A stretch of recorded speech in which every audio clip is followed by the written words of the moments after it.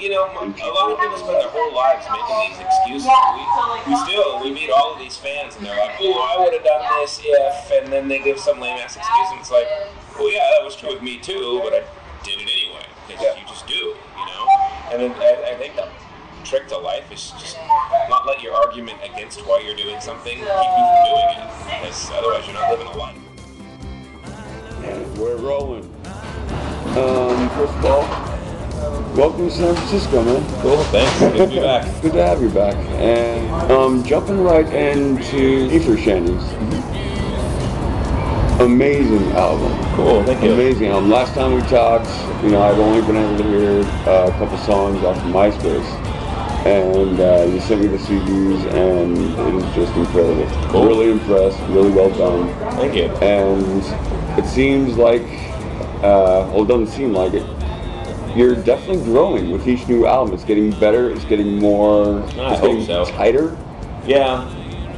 Well, especially with Ether Shanties, we wanted to explore some new sounds, which we always do. I mean, every album that we're doing something new with it. But we really wanted to tighten it up and do a lot more of the really fast cadences that you hear in everything from like punk rock to the Eastern European gypsy stuff. Yeah. We really wanted to pull that into the music, and I think it was something that the music needed for a long time, because we had these long scapes and these sort of ambient worlds and all this kind of stuff. But I think we're having the focus to really batten down and make the songs with the da-da-da-da-da kind of drive. I think it really needed it, and I think that album came out really good because of that. Yeah. You're also using your voice a lot more. Taking it to an extreme. Actually, now that you say that, okay, this is a funny story. Okay. So, great. Like, how long ago was it now? Like a year and a half, 2 years ago, I got pneumonia. And we didn't have room in our schedule for me to get pneumonia, so I just had pneumonia. And we did these shows on stage with pneumonia, and I'm like, literally got guys off stage waiting to drag me off if I pass out. Yeah. So literally, I've got people like off stage, like waiting to drag me off in case I pass out. I'm that sick. But I got to write this album, and then there's no time to stop on that either. And so I found that when I had this flu, I had to learn to sing. And before, whenever I sang, I did all these delicate this and whispery that's. But when you're really sick, there's no room for that, and you got to just belt the shit out. And so I sort of learned to belt out through the sick. And half of that album, I was fucking sick as a dog when I recorded it. What album was that?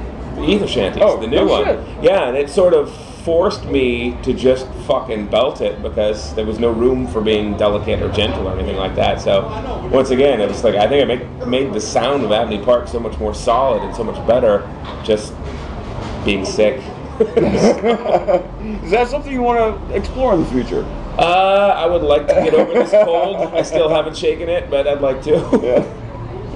But I mean, for the next album, you know, just run yourself ragged, and therefore, you know, I don't see any knocking on the door, coming knocking in on the door of death. So. Therefore, it's time to cut it out. Yeah, exactly. Let's see. Here's kind of a silly question. What's your favorite song? Do you have a favorite song, or favorite of my own songs, or just universally? Yeah. Geez, you know, is it possible to say, or do they change? You know, frequently. The song "Stigmata Martyr," which is the title or the opening track on our album "From Death of Tragedy," it's kind of always had a place in my heart. Something just clicked on that song, and that one I kind of always really like. On the new album, really like Wanderlust, really like Ether Shanties, which is sort of the most edgy one and the most pounding it out kind of one. And I didn't know how the fans were going to like that one because, again, it felt like a big departure from who we were, and everybody loves it. It's become a favorite on the album. Musically, I really like Under the Radar. The mandolin riff that Nathaniel plays through that's just phenomenal. He just sort of wails over. It's the opening track on the album. Oh, okay, yeah. Track one. Yeah.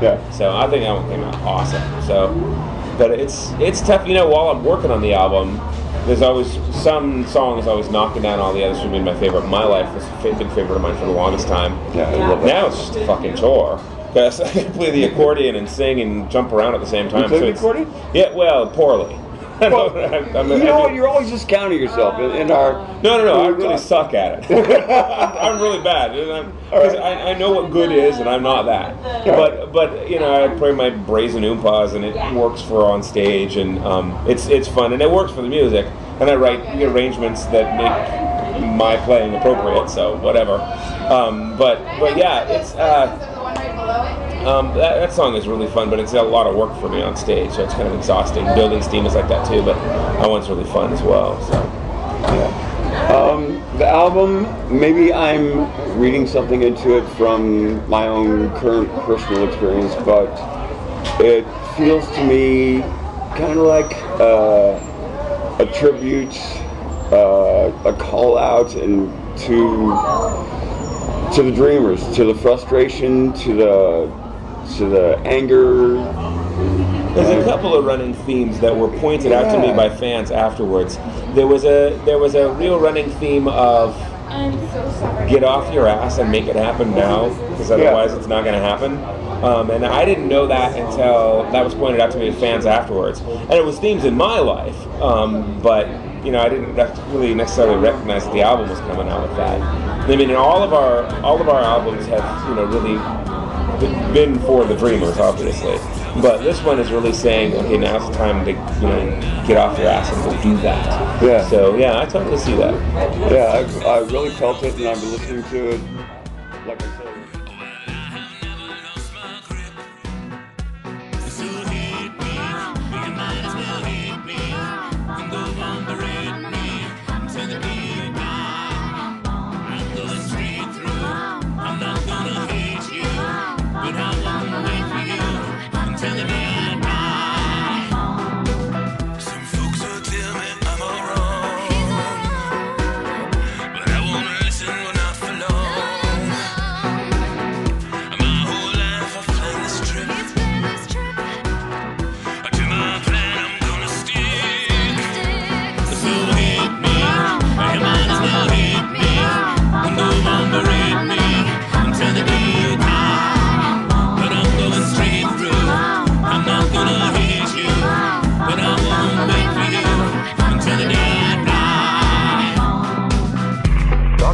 Mystery will be continued shortly.